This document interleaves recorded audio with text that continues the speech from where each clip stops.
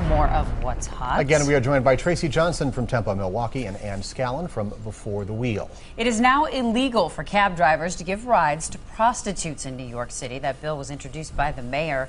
The issue many women raise: how can cab drivers tell the difference? Reports indicate the cabbies will go through special training.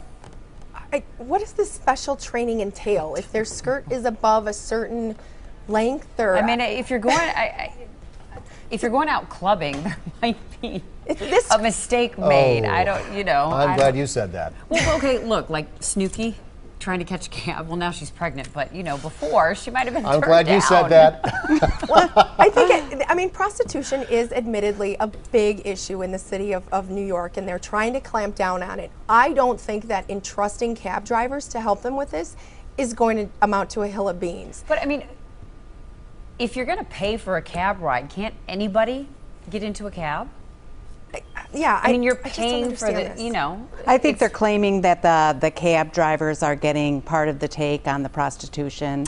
Oh, so I guess one thing I was confused about the woman who went in front of City Hall is, why did they want to look, you know, like prostitutes? Why they want to be that scantily dressed? I understand some of them work at clubs or bars, but they certainly could change when they get to work. But I don't think the cab drivers are going to enforce it. Well, I think this just invites a lot of workarounds and people, you know, maybe dressing a different way or not offering a cut of the take. I just don't know. I think this is as enforceable as asking the cab drivers to help with people who haven't paid their taxes. I think you're inviting a lot of. I think you're inviting a lot of problems too. Yeah.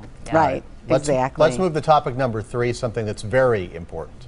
Emotions ran high when Brett Favre parted ways with the Packers back in 2008. He lost legions of loyal fans when he joined the Vikings. Now Favre's former coach, Mike Sherman, thinks that fences can be mended between Brett and the Packers nation and the team. Is this possible yet? Will it take more time? I think they should go for it. I mean, it's a great Green Bay Packer and Wisconsin success story. You know, they were kind of getting out of the spotlight in the 90s. They brought him on, and he just brought a lot of energy. And then things fell apart later when there was the transition. But let's make this success story have a happy ending, and it's a win-win for the fans, for Brett Favre, for the Packers. I agree with you, Ann. I think time heals all wounds, and I think we need to kiss and make up at some point. Brett Favre took us to 2 Super Bowls. He won us 1. I think it helps that we've won 1 without him since then. But look, he's going to be a Hall of Famer. We're going to retire his jersey. Let's move on.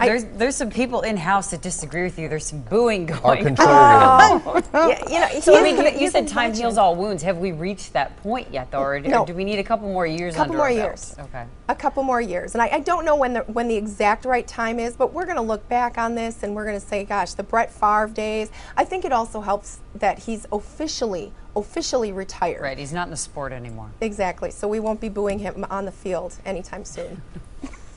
Hopefully. A lot of people disagreeing about this one. We will take a quick break. We'll be right back. Thanks.